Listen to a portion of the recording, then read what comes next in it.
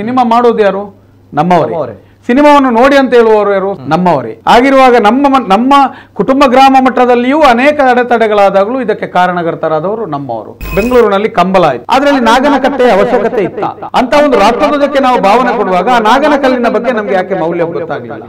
ಆ ಮುಖದ ಮೇಲೆ ಯಾಕೆ ಗೊತ್ತಾಗ್ಲಿಲ್ಲ? ನಾನು ಹೇಳಿದೆ, ದೈವದ ಒಂದೇ ಒಂದು ವೇಷ ಇದ್ರೂ ನಾನು ಆ ಸಿನಿಮಾದ ಬಗ್ಗೆ ನೋಡು ಅಂತ ಹೇಳಲಾರೆ. ಅದು ಮನೋರಂಜನೆಯ ವಸ್ತು ಅಲ್ಲ. ಇದು ಎಲ್ಲವೂ ಒಂದರೊಂದಕ್ಕೆ ಇದಕ್ಕೆ ಕಾರಣ ನಾವು ನನ್ನ ಮನೆಯಿಂದ ನಾನೇ ತಪ್ಪು ಮಾಡಿದ್ದೇನೆ. ನೀವು ನಮ್ಮನ್ನು ಕರೆದಾಗ ನಾನು ಅನೇಕ ಸಲ ಈ ಸಲ ಬೇಡ ಅಂತ ಹೇಳಿದ್ದೆ. ಯಾಕಂದ್ರೆ ಇವತ್ತಿನ ಯಾವುದೊಂದು ಈ ಕಾರ್ಯಕ್ರಮ ಇದೆಯಾ, ತುಂಬ ದುಃಖದಲ್ಲಿ ಆಗುವಂಥ ಕಾರ್ಯಕ್ರಮ. ಅನೇಕ ಕಾರ್ಯಕ್ರಮಗಳಲ್ಲಿ ಒಂದು ಸಾಮಾಜಿಕ ಚಿಂತನೆ ಬರಬೇಕು, ಸಮಾಜದಲ್ಲಿ ಏನೋ ಒಂದು ಆಗುವಂಥ ತಪ್ಪುಗಳು ಸರಿಯಾಗಬೇಕೆಂಬ ಒಂದು ಭಾವನೆಯಲ್ಲಿ ನಾವು ಅನೇಕ ವಿಚಾರಗಳಲ್ಲಿ ಮಾಡ್ತಾ ಬಂದೆವು. ಬಹುಶಃ ಇದೆಲ್ಲವನ್ನು ಈಗ ನಡೆಯುವಂಥ ವಿಕೃತಗಳು, ಈ ಪರಿಸ್ಥಿತಿಗಳನ್ನು ನೋಡಿದಾಗ ಪ್ರತಿಭಟನೆಗೆ ಪ್ರತಿಭಟನೆಯೇ ಮದ್ದು, ಉಷ್ಣಕ್ಕೆ ಉಷ್ಣವೇ ಸಾಂದ್ರತೆ, ಮುಲ್ಲನ್ನು ಮುಳ್ಳಿನಿಂದಲೇ ತೆಗಿಬೇಕು ಎಂಬ ಒಂದು ಮಾತಿದ್ದಾಗೆ ನಮಗೂ ಅದು ಆಗತ್ತೆ. ಯಾಕಂತ ಹೇಳಿದ್ರೆ ಇದು ಎಲ್ಲಿಯೂ ಇದರ ಮೌಲ್ಯ ತಿಳಿಯದೆ ಇದೆಲ್ಲ ಆಗ್ತದೆ. ಇದೆಲ್ಲ ಆಗಬೇಕಿದ್ರೆ ನಮ್ಮ ಕಡೆಯಿಂದ ಯಾವ ತಪ್ಪುಗಳು ಆಗ್ತಾ ಇದೆ, ನಾವು ಇದಕ್ಕೆ ಎಷ್ಟು ಹೊಣೆಗಾರರು ಅಂತ ಬೇಕು. ಎರಡು ವಿಚಾರಗಳಲ್ಲಿ ನಾವು ಇದನ್ನು ಚಿಂತನೆ ಮಾಡಬೇಕು. ಒಂದು ನಮ್ಮ ತುಳುನಾಡು ಬಿಟ್ಟು ಮತ್ತೆ ನಮ್ಮ ತುಳುನಾಡು, ಈ ಎರಡು ವಿಭಾಗಗಳಲ್ಲಿ ನಾವು ಆಲೋಚನೆ ಮಾಡಬೇಕು. ಸರಿಯಾಗಿ ನೀವು ನೋಡಿದರೆ ಸಿನಿಮಾ ಅಂತ ಹೇಳಿದಿರಿ, ಸಿನಿಮಾ ಮಾಡೋದು ಯಾರು? ನಮ್ಮವರೇ. ಸಿನಿಮಾವನ್ನು ನೋಡಿ ಅಂತ ಹೇಳುವವರು ಯಾರು? ಸಿನಿಮಾ ನೋಡಿ ಅಯ್ಯೋ ಅದರಲ್ಲಿ ದೈವ ಇದೆ, ಅದರಲ್ಲಿ ಭಾರಿ ವಿಶೇಷ ಇದೆ ಅಂತ ಹೇಳುವವರು ಯಾರು? ನಮ್ಮವರೇ. ಸಿನಿಮಾಕ್ಕೆ ಬೇಕಾಗುವಂಥ ಈಗ ಚಿತ್ರಗಳು ಅದು ಇದು ಅವರಿಗೆ ಬೇಕಾಗುವಂಥ ದೈವಕ್ಕೆ ನರ್ತನಕ್ಕೆ ಅದಕ್ಕೆ ಬೇಕಾಗುವ ಪರಿಕರ ಕೊಡೋದು ಯಾರು? ನಮ್ಮವರೇ. ಆಗಿರುವಾಗ ನಮ್ಮ ಕುಟುಂಬ ಗ್ರಾಮ ಮಟ್ಟದಲ್ಲಿಯೂ ಅನೇಕ ಅಡೆತಡೆಗಳಾದಾಗಲೂ ಇದಕ್ಕೆ ಕಾರಣಕರ್ತರಾದವರು ನಮ್ಮವರು. ನಾವು ಎಲ್ಲಿಯೂ ಇದನ್ನು ತಡೆಯುವಂಥ ಇಲ್ಲಿ ನೋವೇ ಆಗ್ತಾ ಇಲ್ಲ. ನೀವು ಇತ್ತೀಚೆಗೆ ನೋಡ್ಕೊಳ್ಳಿ, ನಾವು ಈಗ ಬೆಂಗಳೂರಿನಲ್ಲಿ ಕಂಬಳ ಆಯಿತು, ಕಂಬಳದ ಬಗ್ಗೆ ನಮ್ಮದೇನು ಮಾತಿಲ್ಲ. ಆದರೆ ಕಂಬಳ ಮಾಡಲಿ ಅಲ್ಲಿ, ಅದರಲ್ಲಿ ನಾಗನಕಟ್ಟೆಯ ಅವಶ್ಯಕತೆ ಇತ್ತ. ಒಂದು ನಾಗನಕಟ್ಟೆಯು ಒಂದು ಸಾಂಪ್ರದಾಯಿಕವಾದ ನಾಗನಕಟ್ಟೆ, ನಾಗದ ಬನವ ಅದನ್ನಾದರೂ ತೋರಿಸುವಂಥ ಕೆಲಸ ಮಾಡಬೇಕು, ಅದು ಮಾಡಲಿಲ್ಲ. ಅದರ ಮಧ್ಯದಲ್ಲಿ ದೈವದ ಒಂದು ಗುಡಿ ಗೋಪುರದಾಗೆ ಅದರಲ್ಲಿ ಮೊಗವನ್ನಿಟ್ಟು ಅದು ಇತ್ತು. ಸರಿ, ಅದನ್ನು ಮಾಡಬಾರ್ದಿತ್ತು, ಮಾಡಿದ್ರು. ನಮ್ಮೊಳಗಡೆ ಅಂತ ಒಂದು ದೈವದ ಮೇಲೆ ದೇವರ ಮೇಲೆ ನಂಬಿಕೆಯ ಭಾವನೆಗಳು ಇರ್ತಿದ್ರೆ ಅಲ್ಲಿ ಯಾರಾದರೂ ಒಂದು ಸ್ವಲ್ಪ ಭದ್ರತೆಗೆ ಇಟ್ಟು, ಯಾರು ಇದನ್ನೊಂದು ಪೂಜ್ಯ ಭಾವನೆ, ಇದೊಂದು ಆರಾಧನಾ ಕ್ರಮ, ಇದನ್ನು ನೋಡಲಿಕ್ಕೆ ಮಾತ್ರ, ಇದನ್ನು ಮುಟ್ಟಬೇಡಿ, ಇದರ ಮೌಲ್ಯವನ್ನು ಉಳಿಸಿ ಅಂತ ಒಂದು ಜನವನ್ನಾದರೂ ಇಡಬೇಕಿತ್ತು. ಆ ನಾಗನಕಟ್ಟೆಯನ್ನು ಅಲ್ಲಿ ಇಟ್ಟರು, ಅದನ್ನು ಪ್ರದರ್ಶನ ರೀತಿಯಲ್ಲಿ ಕೊನೆಗೆ ಹೋಗುವಾಗ ಶೂ ಹಾಕಿ ಅದರ ಮೇಲೆ ಮಕ್ಕಳು ನಿಲ್ಲುವಂಥ ದೃಶ್ಯ ಬಂತು. ಒಂದಷ್ಟು ಹೆಂಗಸರು ಸುತ್ತಮುತ್ತ ಇಟ್ಟರು, ಬ್ಯಾಗ್ ಇಡೋದು, ಅದರ ಮೇಲೆ ನಡೆದಾಡೋದು, ಒಂದಷ್ಟು ಆ ದೇವರ ಮುಖದ ಮುಂದೆ ಫೋಟೋ ತೆಗೆದು, ಇದೆಲ್ಲವನ್ನು ಯಾರು ಮಾಡಿದ್ದು? ನಮಗೆ ಯಾಕೆ ನೋವಾಗ್ಲಿಲ್ಲ? ನಾವು ಹಾಗಾದ್ರೆ ಇದೆಲ್ಲವನ್ನು ಕಲಿಸೋದು ಯಾಕೆ?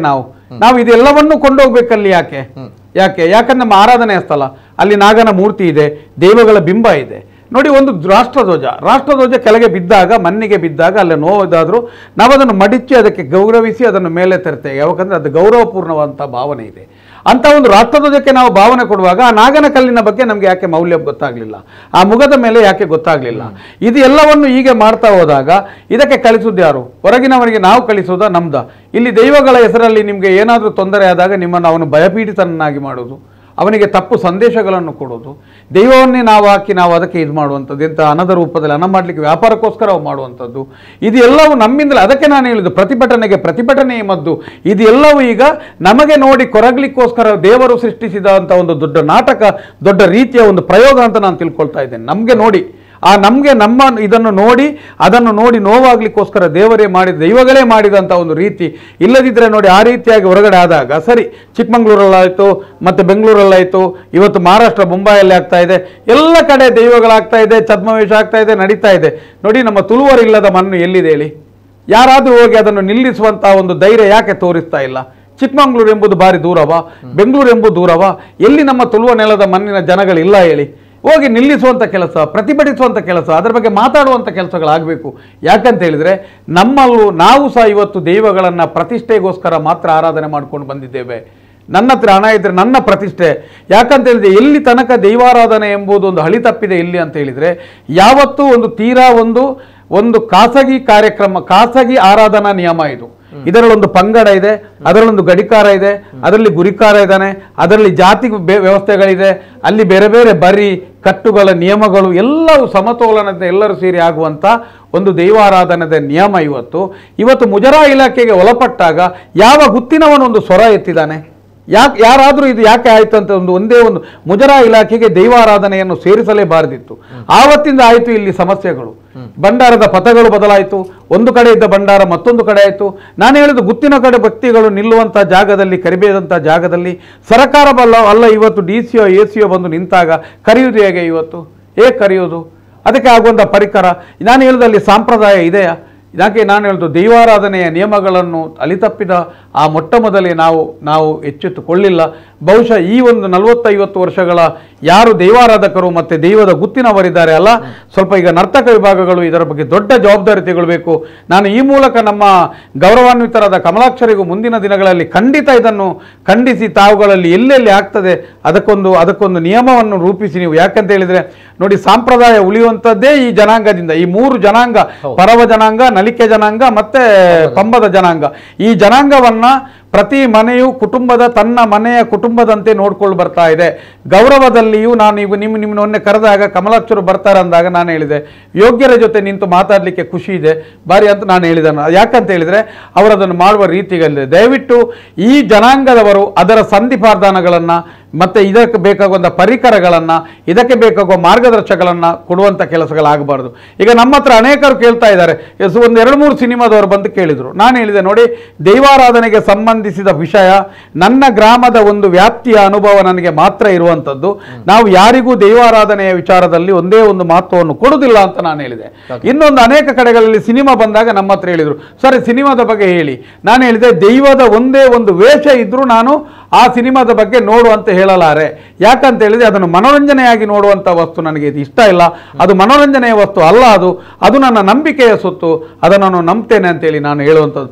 ಯಾಕಂತ ಹೇಳಿದ್ರೆ ಇವತ್ತು ಇದೇ ರೀತಿ ಮುಂದುವರಿತಾ ಹೋದಾಗ ನನಗೆ ಯಾರಿಗೂ ಇದರ ಕಾರಣ ಇಷ್ಟೇ, ಅಲ್ಲಿ ಆದಂಥ ತೊಂದರೆಗೆ ನೋವಾಗಬೇಕೀಗ. ಈಗ ನರ್ತಕ ವಿಭಾಗ ಮಾತ್ರ ಅದನ್ನು ಖಂಡಿಸಬೇಕಂತಲ್ಲ, ಅನೇಕ ಗುತ್ತಿನ ಮನೆಗಳಿದೆ. ಅವರು ಇದಕ್ಕೆ ಒಂದು ಧ್ವನಿ ಎತ್ತಬೇಕು. ಯಾಕೆ ಎತ್ತಲಿಲ್ಲ ಅವರು? ಯಾಕೆ ಎತ್ತಲಿಲ್ಲ? ಈಗ ನೋಡಿ, ಇದಕ್ಕೆ ದೈವಗಳಿಗೆ ಧರ್ಮ ಗ್ರಂಥಗಳು ಅಂತ ಇಲ್ಲ, ದೈವಗಳಿಗೆ ಪುಸ್ತಕಗಳಂತ ಇಲ್ಲ. ಯಾಕಂತ ಹೇಳಿದ್ರೆ ಅದು ಆ ಮಸ್ತಕದಿಂದ ಬಂದು ಬಾಯಿಂದ ಬಾಯಿಗೆ ಬಂದು ಮಸ್ತಕದಲ್ಲಿರುವಂಥ ವಿಚಾರ. ಒಬ್ಬನಿಗೆ, ಒಂದು ವ್ಯಕ್ತಿಗೆ ದೈವದ ಅನುಭವ ಎಷ್ಟು ಇರಬೇಕಂತ ಕೇಳಿದರೆ ಒಂದು ಗ್ರಾಮದ ವ್ಯಾಪ್ತಿ ಮಾತ್ರ. ನನ್ನ ಗ್ರಾಮ ಒಂದು ಸೀಮೆ ಅಲ್ಲ, ಆ ವ್ಯಾಪ್ತಿಯ ಒಳಗಡೆನ ದೈವ ಏನು, ದೈವದ ಕಟ್ಟು ಏನು, ದೈವದ ಗಡಿ ಏನು, ದೈವದ ಆಹಾರ ಪದ್ಧತಿ ಏನು, ಇದೆಲ್ಲವೂ ನಮಗೆ ತಿಳಿದು ಸಾಕು. ನಿಮ್ಮ ಊರಿದ್ದ ಅಲ್ಲ, ಕಮಲಾಕ್ಷರ ಊರಿದ್ದ ಇನ್ನೊಂದು ಊರಿಗೆ ನಾನು ಅತಿಥಿಯಾಗಿ ಹೋಗ್ಬೋದು ವಿನ ಇಡೀ ಊರಿನ ಸಂಧಿಪಾರ್ಧಾನಗಳು, ಅನುಭವಗಳನ್ನು ಕೇಳಿಕೊಂಡು ಪುಸ್ತಕಗಳು ಮಾಡೋದು, ಇದೆಲ್ಲವನ್ನು ಮುಂದಿನ ದಿನಗಳಲ್ಲಿ ನರ್ತಕ ವಿಭಾಗಗಳು ಯಾವ ರೀತಿಯಲ್ಲಿ ಜವಾಬ್ದಾರಿ ಅದೇ ರೀತಿ ನಮ್ಮ ಗಡಿಕಾರರು, ಅದಕ್ಕೆ ಸಂಬಂಧಪಟ್ಟ ಗುತ್ತಿನವರು ಇದಕ್ಕೆ ಒಂದು ನಿರ್ದಾಕ್ಷಿಣ್ಯವಾದಂಥ ಕ್ರಮವನ್ನು ತೆಗೆಯದಿದ್ದರೆ ಮುಂದೊಂದು ದಿನ ಖಂಡಿತವಾಗಿ ದೈವಾರಾಧನೆ ಎಂಬುದು ನಮ್ಮ ಕೈಯಿಂದ ಶಕ್ತಿಗಳನ್ನು ಯಾರಿಂದಲೂ ಏನು ಮಾಡಲಿಕ್ಕೆ ಸಾಧ್ಯ ಇಲ್ಲ.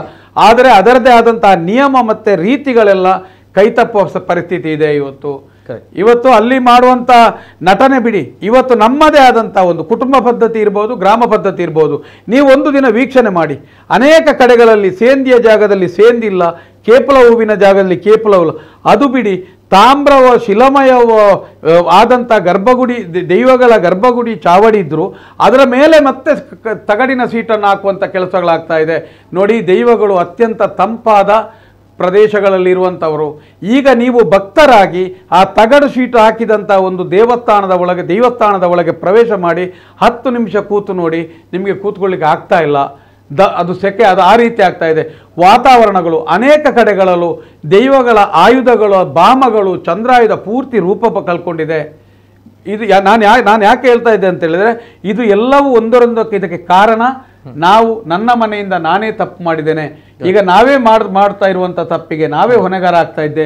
ಆದ್ದರಿಂದ ಇದು ಎಲ್ಲವೂ ಬೇರೆ ಬೇರೆ ರೂಪದಲ್ಲಿ ನಮಗೆ ದೈವಗಳೇ ಬೇರೆ ರೀತಿಯಲ್ಲಿ ದೂರದಿಂದ ಗೋಚರಿಸುವುದರ ಮುಖಾಂತರ ನೀನಿದನ್ನು ತಿದ್ದುಕೋ ಎಂಬಂಥ ದೊಡ್ಡ ಒಂದು ಸೂಚನೆ ನಮಗೆ ಬರ್ತಾ ಇದೆ. ಈಗ ಅದು ಒಂದು ಸಿನಿಮಾ ದೊಡ್ಡ ಮಟ್ಟಕ್ಕೆ ಯಶಸ್ವಿ ಆಯ್ತು ಅಂತ ಹೇಳ್ತೀರಿ ನೀವು. ದೈವಾರಾಧನೆಯ ಯಶಸ್ಸಿನ ಹಿಂದೆ ಅಲ್ಲಿ ಅನಾಹುತಕ್ಕೆ ಅವರು ಎಲ್ಲಿಯಾದರೂ ಸ್ವರ ಎತ್ತಿ ಹೇಳಿದ್ರ? ನನಗೂ ಆ ಸಿನಿಮಾ ಬೇರೆ ಯಾರೋ ಒಬ್ಬರು ಬಂದು ಹೇಳಿದ್ರು, ಅದರ ಬಗ್ಗೆ ಸ್ವಲ್ಪ ಮಾಹಿತಿ ಕೊಡ್ಬೋದಾ? ನಾನು ಆ ಬಗ್ಗೆ ಯಾವುದೇ ಕಾರಣಕ್ಕೂ ನಾವು ಬೇರೆ ಬಂದಾಗ ನಾವು ದೈವಾರಾಧನೆಯ ನಿಯಮಕ್ಕೆ ನಾವು ಮಾಹಿತಿ ಕೊಡುವುದಿಲ್ಲ. ಯಾಕಂತ ಹೇಳಿದ್ರೆ ಒಬ್ಬ ನಿರ್ದೇಶಕನ ಕಲ್ಪನೆ ಇದೆ ಅಲ್ವಾ, ಅವನು ನಾವು ಹೇಳಿದಾಗೆ ಕೇಳದಿದ್ರೆ ಮತ್ತೆ ನಾವು ಸಿನಿಮಾದಲ್ಲಿ ನೋಡ್ಲಿಕ್ಕೆ ನಮ್ಗೆ ಇಷ್ಟ ಇಲ್ಲ, ನಾವು ಅದನ್ನು ಸಿನಿಮಾ ಅಂತ ಮಾತ್ರ ನೋಡುವಂಥದ್ದು. ಏನ್ ಹೇಳ್ತೀರಿ? Correct correct. ಹೀಗಿರುವಾಗ ದಯವಿಟ್ಟು ನಾವು ಹೊರಗಿನವರಿಗೆ ಅದು ಯಾವುದೇ ಈ ವಿಷಯದಲ್ಲಿ ಮನಮುಟ್ಟು ಹೇಳುವ ಮುಂಚೆ ನಾವು ತಿದ್ದಿಕೊಳ್ಳುವಂತ, ನಾವು ಬದಲಾವಣೆ ಮಾಡುವಂತ, ನಾವು ಕೆಲವೊಂದನ್ನು ಪಾಲಿಸಬೇಕಾದಂತ ಅನೇಕ ವಿಚಾರಗಳಿದೆ. ಇದನ್ನ ನಾವು ಮಾಡಬೇಕಾಗ್ತದೆ. Okay okay, yes sir.